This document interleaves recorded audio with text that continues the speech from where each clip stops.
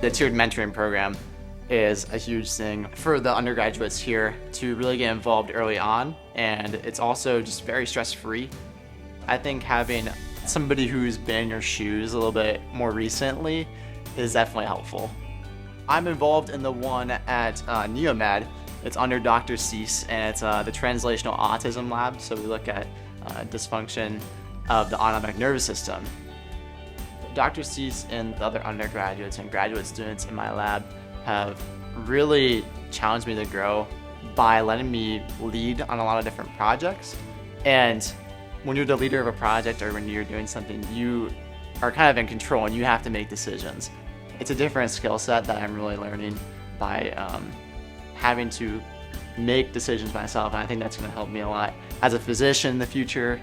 And it's not an isolated system. Really, there's a lot of support, and there's a lot of room to ask questions as well.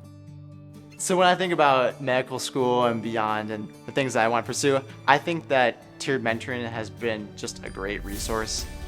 You're going to learn a lot of skills that are going to translate over into a career someday, whether it's research or whether it's something more clinical. And it's going to be skills that you can't really learn in the classroom. So I highly suggest that you should do it and get involved.